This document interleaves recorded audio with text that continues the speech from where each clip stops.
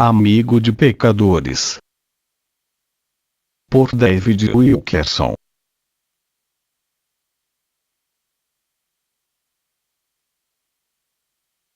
Veio o Filho do Homem, amigo de publicanos e pecadores. Mateus capítulo 11 versículo 19. Em Lucas 7, lemos a história de um fariseu chamado Simão, que convida Jesus à sua casa para uma refeição. Esse pio homem também convida um seleto grupo de líderes religiosos como ele, para se ajuntarem à mesa. O mais provável é que esses convidados fossem também fariseus. Era claramente uma reunião muito religiosa. Simão e seus companheiros fariseus observavam e guardavam a lei, davam os dízimos meticulosamente e iam à casa de Deus todos os dias. Eram escrupulosamente retos a seus próprios olhos, e se imaginavam ser os homens mais santos de sua geração. Não tenho muita certeza quanto a por que um fariseu convidaria Jesus para jantar, mas ainda quanto a trazer outros homens estritamente religiosos para comer com ele. Uma razão possível para o convite seria que Simão e seus amigos queriam determinar se Jesus era profeta ou, na verdade, descartá-lo como tal. A passagem deixa claro que Simão conhecia a reputação que Jesus tinha como profeta. Vê Lucas, capítulo 7, versículo 39. Naquela cultura, era costume saudar todo convidado com uma bacia de água e um pano, para lavar o pó dos pés da visita. Não havia estradas pavimentadas na época, e assim os pés das pessoas estavam sempre empoeirados de suas viagens. O convidado também era saudado com um beijo de cada lado do rosto. A seguir recebiam um unguento oleoso para passar nos cabelos, pois esses geralmente estariam necessitando se hidratar. Ao ler esta passagem, parece que Simão havia arranjado de jeito que os outros convidados se assentariam antes de Jesus chegar. E, quase certo, esses outros convidados seriam refrescados segundo o costume. Afinal, nenhum fariseu queria ter a reputação de não ser hospitaleiro dentre os companheiros. No entanto, a passagem deixa evidente que Jesus não recebeu tal hospitalidade. A única coisa que recebeu quando chegou foi condescendência. Não houve água para lavar a poeira de seus pés, nem beijo de cortesia na face, nem unguento para a cabeça. Vê Lucas, capítulo 7, versículos 44 ao 46. Em vez disso, foi levado a uma mesa reclinada como um visitante menor, e teve de se reclinar em meio aos demais com os pés ainda empoeirados.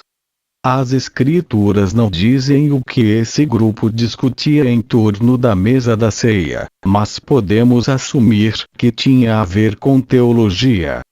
Os fariseus se especializavam nesse assunto, e haviam tentado pegar Jesus em outras ocasiões com perguntas fantasiosas. Mas Cristo sabia o que estava no coração destes homens, e isso logo ficou claro. A próxima coisa que lemos é que uma mulher das ruas, pecadora, quebrou a cena. De algum jeito essa mulher, já conhecida no meio, passou dentre os empregados da casa e subiu até a mesa onde os religiosos jantavam. Lá ela chegou aos pés de Jesus, agarrada a um vaso de alabastro com perfume, e chorando. Simão e seus amigos devem ter ficado muito abalados para agir. Em verdade, provavelmente ficaram paralisados pelo choque. Eles reconheceram a mulher como sendo uma grande pecadora na cidade. Ela pode ter sido prostituta. Posso imaginar o que esses religiosos começaram a pensar. Que coisa embaraçosa, uma pecadora destas invadindo a reunião de Jesus. Estávamos conversando aqui sobre teologia, e de repente essa mulher de rua irrompe desse jeito. A mulher pecadora se ajoelha, envolve os pés empoeirados de Jesus com as mãos, e começa a banhá-los com suas lágrimas. Diante disso, os fariseus devem ter respirado fundo, dizendo: oh não! Como Jesus pode permitir que essa mulher o toque? É contra a lei ter contato com qualquer pessoa impura. Ele não deveria nem deixá-la tocar suas roupas. Mesmo assim está permitindo que uma prostituta pegue os seus pés. Nesse momento, ela faz algo impensável. Ela solta os cabelos. Nenhuma mulher judia decente faria um ato destes em público. Mas essa mulher de má reputação usou os cabelos para deixar os pés de Jesus limpos. Finalmente, ela abre o vaso de alabastro e derrama perfume sobre os pés de Cristo. Os fariseus agora ficam indignados, pensando: que vergonha! Isso é erotismo. Jesus não pode ser profeta. Se ele fosse realmente enviado de Deus, saberia que essa mulher é má, e pararia essa exibição de carnalidade agora mesmo. Em verdade, as Escrituras dizem que foi exatamente isso que Simão pensou. Vê Lucas, capítulo 7, versículo 39. Mas Jesus leu a mente do anfitrião e anunciou: Simão, uma coisa tenho a dizer-te. Capítulo 7, versículo 40. Quero fazer uma pausa aqui para avaliar as palavras de Jesus a Simão. Na verdade, o fato é que após ler essa história várias vezes, fui parado pelo Espírito Santo e o ouvi cochichando a mim: David, uma coisa tenho a dizer-te nessa história. Em realidade, creio que o Senhor tem algo a dizer a todos nós aqui. Me senti estimulado a me colocar nessa história, e a examinar a mim mesmo, à luz da sua verdade. Imediatamente, vi que há dois tipos de espíritos agindo nessa passagem: o espírito do farisaísmo, e o espírito perdoador e restaurador de Cristo. Os fariseus deixam fluir um espírito condenatório, do tipo sou mais santo do que você, e estavam julgando tanto a conhecida mulher quanto Jesus. Mas Cristo manifestou o espírito de perdão e de restauração, e disse a Simão que tinha algo a lhe dizer. Confesso que ao me colocar dentro desta cena, o meu primeiro pensamento foi: claro, tenho o Espírito de Jesus. Sou amigo dos pecadores. Passei anos ministrando a viciados, alcoólatras, prostitutas, aos piores dos pecadores. Não tenho farisaísmo algum em mim. Ou assim pensava eu. Na verdade, a maioria de nós pensa assim: não sou esse tipo de crente. Eu não julgo as pessoas. Mas é o espírito do farisaísmo que argumenta: não sou como os outros. Sou mais justo, mais santo. Às vezes a maioria de nós permite que a inveja, o ciúme ou a raiva deem cor à nossa opinião sobre os outros. Para mim, a melhor definição de fariseu é aquele que monitora os pecados dos outros, enquanto justifica a si próprio. Jesus ilustra isso apontando para a oração do fariseu no templo. Ó Deus, graças te dou porque não sou como os demais homens, roubadores, injustos e adúlteros. Jejuo 2 vezes por semana e dou o dízimo de tudo quanto ganho. Lucas, capítulo 18, versículos 11 e 12. Simplificando, o espírito farisaico diz: todos os demais estão no erro. Por toda volta, vejo apenas pecado e pessoas fazendo concessões. Mas eu faço certo. Sou um defensor da verdade.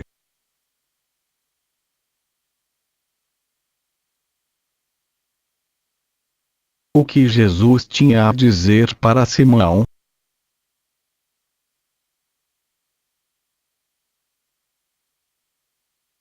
Cristo contou a Simão uma parábola sobre dois homens que deviam dinheiro a um credor. Um lhe devia 500 denários, e o outro 50. Não tendo nenhum dos dois com que pagar, perdoou-lhes a ambos. Qual deles, portanto, o amará mais? Lucas, capítulo 7, versículos 41 e 42. Simão parece que entendeu a mensagem. O versículo seguinte diz: Respondeu-lhe Simão: Suponho que aquele a quem mais perdoou. Capítulo 7, versículo 43. Qual foi exatamente a mensagem de Cristo a esse fariseu? Resumindo, ele estava dizendo a Simão: é você que precisa perdão. Veja, quando Jesus de início disse a ele: Uma coisa tenho a dizer-te, quis dizer: quero mostrar o que está em teu coração. Esse momento em torno da mesa não tem a ver com essa mulher que aqui chegou. Tem a ver contigo, Simão. Tem a ver com o espírito que há em ti, com o teu orgulho religioso, a tua arrogância, o teu espírito condenatório, a tua falta de compaixão. Creio que Jesus estava dizendo ao orgulhoso fariseu, basicamente: essa mulher assim chamada ímpia conhece as profundidades da depravação. Ela sabe que merece condenação. Ela admite a desesperança e vê a si própria como a pior das pecadoras. A razão crucial para ela ter vindo aqui e fazer isso, é por estar tão agradecida pela misericórdia, e pela purificação. Essa mulher vê o teu desdém por ela, Simão. Ela ouve os cochichos entre vocês todos, e sente a tua ira condenando-a. Mas por sua vez, ela não te julga. Não, ela te ama a despeito disso. Isso porque ela conhece do que foi perdoada. Ela é capaz de amar a todos, por ter sido tão amada apesar dos seus pecados. Agora ela sente que não tem o direito de julgar os outros. Mas você, Simão, não vê a depravação do teu próprio coração. Você confortavelmente condena essa mulher, que se mostra partida, mas não vê que precisa tanto ou mais dessa misericórdia. Você está pensando que ela necessita de muito perdão e você de pouco. Mas não é assim. Avalie o que Jesus havia previamente dito aos fariseus. O que sai do homem, isso é o que o contamina. Porque de dentro, do coração dos homens, é que procedem os maus desígnios, a prostituição, os furtos, os homicídios, os adultérios, a avareza, as malícias, o dolo, a lascívia, a inveja, a blasfêmia, a soberba, a loucura. Ora, todos esses males vêm de dentro e contaminam o homem. Marcos, capítulo 7. Versículos 20 ao 23. Em meus 50 anos de ministério, vi tanta tolice, tanta coisa falsa, tanto mercantilismo do evangelho e falsas doutrinas. E sei que isso tudo feriu o Senhor. Jesus expulsou os cambistas em seus dias e mostrou que era falso. Mas reservou suas denúncias mais incisivas para o farisaísmo. Os registros dos evangelhos me convencem de que não havia nada que Cristo odiasse mais.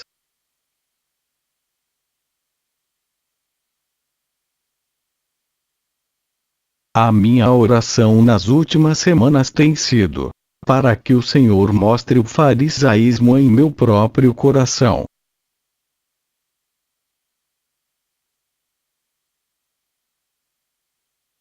Tenho orado Jesus, antes de eu pregar outro sermão sobre a situação da tua igreja, antes de eu falar uma palavra sobre os defeitos de outros ministérios, por favor, mostre-me o meu próprio coração. Santo Espírito, poderoso cirurgião, corte fundo o meu câncer e radiografe o meu coração. Mostre-me o orgulho e a dureza do meu próprio coração. Li recentemente que há 3.700 denominações pentecostais nos Estados Unidos e cerca de 27.000 pelo mundo. Além destas, há milhares de grupos carismáticos e pequenas denominações. No Brasil, Argentina, Nigéria e outros países africanos há centenas destas. Os batistas não estão muito aquém no número de vários grupos. Muitas destas denominações são doutrinariamente boas, fazem um grande trabalho, e estão levantando igrejas espirituais. Estão poderosamente pregando o Evangelho e ganhando um grande número de almas. Mas há também muita coisa que é blasfema, muitos falsos profetas, e muito pedido de dinheiro dos pobres. Assim também era nos dias de Cristo. Havia tantos tipos de fariseus, tantos ramos de saduceus, tantos sacerdotes se debatendo. As falsas doutrinas abundavam, viúvas eram roubadas e os idosos tinham suas casas roubadas, tudo por motivos religiosos. Jesus deixa claro que um dia os perpetradores destes atos tão pecaminosos serão todos julgados. Irá cada um ficar diante dele naquele dia, e dar contas pelo que fez. Mesmo assim, enquanto ministrava na terra, ele se recusava a gastar tempo monitorando os negócios dessas pessoas. Ele ainda não estava assentado sobre o seu trono de juiz. Pelo contrário, ele colocava a concentração seriamente na obra do reino. Nos próximos dias veremos um crescimento nas tolices e na falsidade dentro da igreja como nunca antes houve. Anjos de luz irão surgir, serão pastores e evangelistas possuídos por demônios, com um discurso cheio de lábia, enfático e sedutor. Tais homens terão força com sua presença, e suavidade na pregação de uma palavra totalmente inspirada pelo diabo. Há não muito tempo vi um evangelista destes na televisão apresentando um trabalho de levantamento de fundos. Contou uma história louca sobre uma mulher que deu $100 para o seu ministério, e dentro de semanas recebeu uma herança de mais de $800.000. Fiquei preso na cadeira em choque, ao assistir a essa sedução caminhando. Logo fui me esquentando com raiva, e gritei aos céus: vou desmascarar este homem. Mas, a próxima coisa que entendi foi o Senhor cochichando ao meu coração: não, você não vai. Você vai deixá-lo em paz.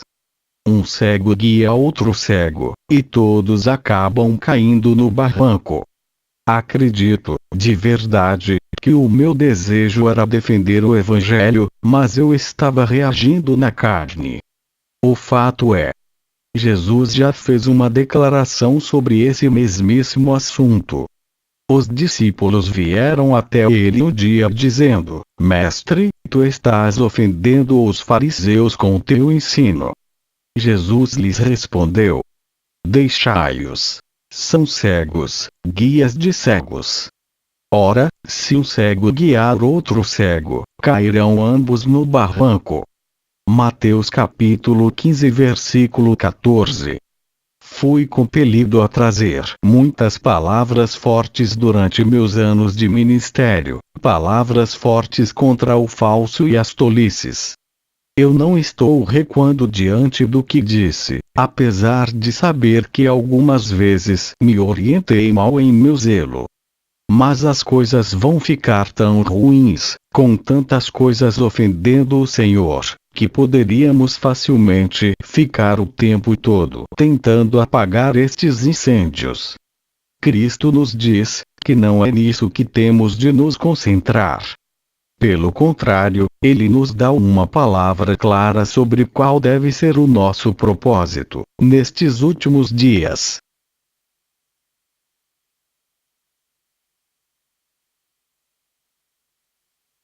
Somos chamados a restaurar os caídos.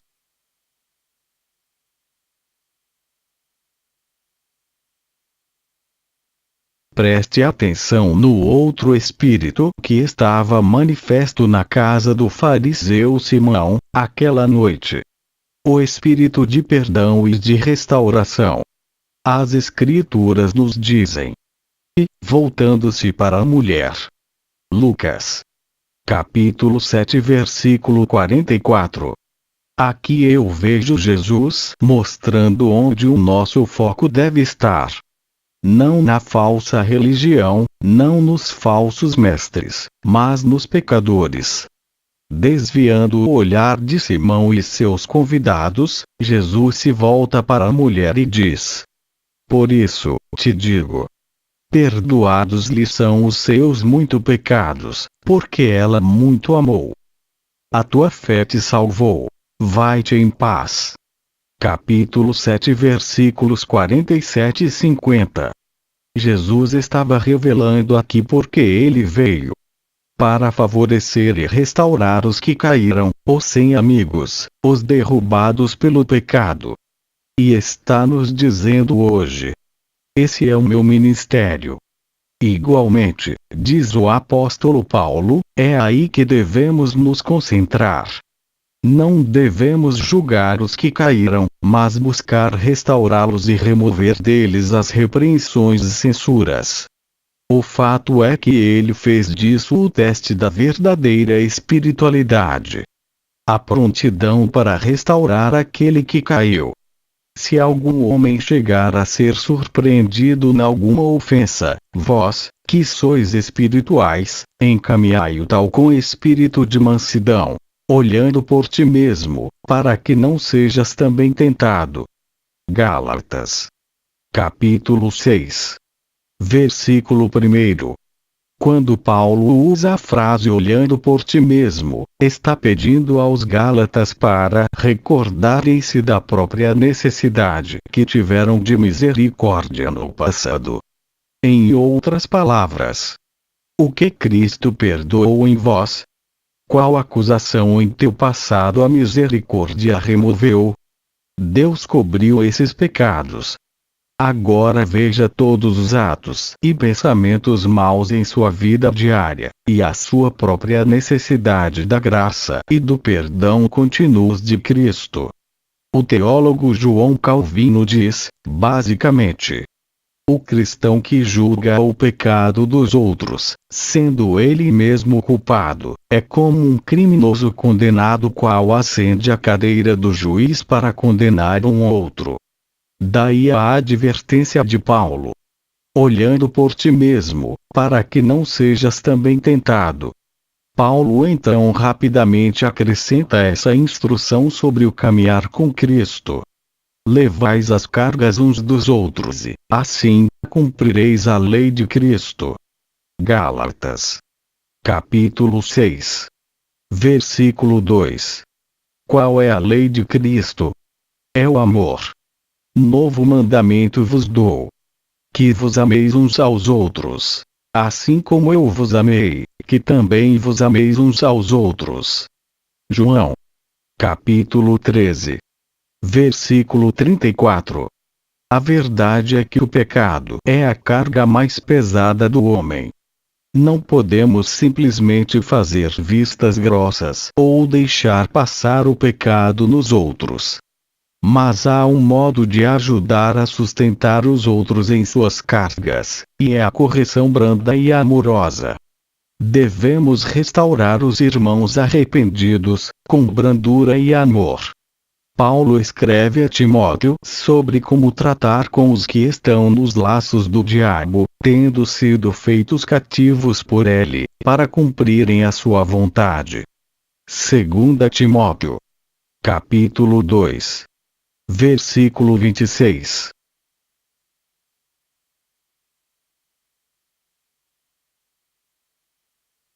É importante que compreendamos totalmente o que Paulo está dizendo neste versículo.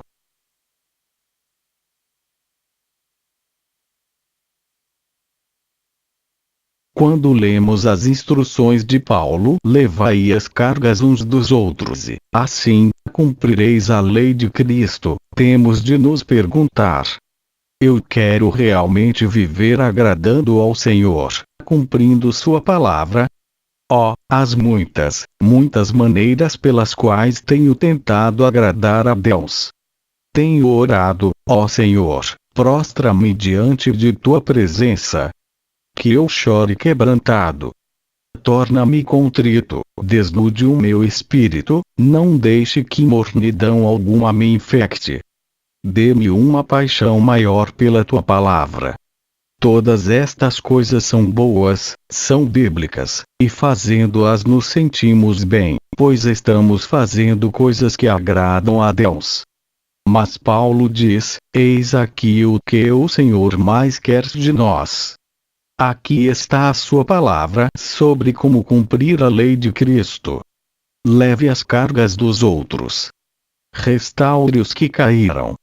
Não consigo tirar de mim essas palavras de Paulo. Elas me deixam perguntando: Senhor, como exatamente levo a carga de alguém? Não dá para eu levar o pecado do outro. Isso é obra unicamente de Cristo. Mas, Senhor, lhe ouço dizer que é isso que desejas. Portanto, isso deve ser algo que eu deveria saber o que é, mas não sei. Qual é a orientação? Eis o que ouço do Espírito Santo. Devo pedir que ele descubra todo o meu orgulho, a minha inveja, todo o meu ciúme, o meu hábito de julgar os outros, e o meu zelo enganoso. E devo pedir que me dê o seu espírito de perdão, de contenção e autodomínio. Em resumo, devo buscar o espírito que Jesus teve na casa de Simão. Quando temos esse espírito em nós, isso age como uma força magnética que atrai os que precisam da misericórdia de Deus. É o que atraiu aquela conhecida mulher ao espírito de compaixão de Jesus. Sabemos ser obra do Espírito Santo, ganhar e atrair os pecadores a Cristo. Mas por que o Espírito Santo enviaria para nós uma pessoa necessitada de perdão, se não temos o Espírito perdoador? O grande evangelista George Whitefield e John Wesley foram dois dos maiores evangelistas da história. Eram homens que pregaram a milhares de pessoas em cultos ao ar livre, nas ruas, parques e prisões, e através de seus ministérios, muitos foram levados a Cristo. Mas uma disputa doutrinária surgiu entre eles quanto a como uma pessoa é santificada. Ambos os lados doutrinários defenderam suas posições intensamente, e algumas palavras fortes foram trocadas, com seguidores de ambos os lados discutindo de um jeito inadequado. Um seguidor de Whitefield foi até ele um dia e perguntou: nós vamos ver John Wesley no céu? Ele na verdade estava perguntando, como John Wesley pode ser salvo se prega um erro desses? Whitefield respondeu: não veremos John Wesley no céu. Ele estará tão nas alturas, junto ao trono de Cristo, tão perto do Senhor, que não teremos capacidade de vê-lo. Paulo chama esse tipo de espírito de alargamento do coração. E ele o possuía em si mesmo ao escrever aos Coríntios, uma igreja na qual alguns o haviam acusado de dureza, e desdenhado seu ministério. Paulo lhes assegura: para vós, outros, ó Coríntios, abrem-se os nossos lábios, e alarga-se o nosso coração. 2 Coríntios, capítulo 6, versículo 11. Quando Deus alarga o seu coração, subitamente tantos limites e barreiras são removidos. Você deixa de enxergar através de lentes estreitas. Pelo contrário, você se vê sendo dirigido pelo Espírito Santo aos que sofrem. E os que sofrem são atraídos ao seu espírito de compaixão por meio da atração magnética do Espírito Santo. Então, você possui suavidade de coração quando vê pessoas que sofrem. Quando vê um irmão ou irmã que tropeçou no pecado, que está tendo problemas, que possa estar a caminho de um divórcio, você é tentado a lhe dizer no que está errado. Eles não precisam que alguém lhes diga isso, pois muito provavelmente eles já o sabem. O que Paulo diz que tais pessoas que estão em sofrimento necessitam é serem restauradas em um espírito de mansidão e delicadeza. Eles precisam de um encontro com o Espírito que Jesus demonstrou na casa de Simão. Eis o clamor do meu coração para os dias que me restam. Deus, remova toda a estreiteza do meu coração. Quero o teu espírito de compaixão pelos que sofrem. O teu espírito perdoador quando vejo alguém que caiu. O teu espírito de restauração, para afastar deles as acusações. Carregue esse exclusivismo do meu coração, e alargue minha capacidade de amar meus inimigos. Quando me aproximar de alguém que esteja em pecado, que eu não vá julgando. Pelo contrário, permita que as fontes de água que brotam em mim sejam um rio do amor divino para com eles. E que o amor que lhes é mostrado faça acender dentro deles o amor pelos outros.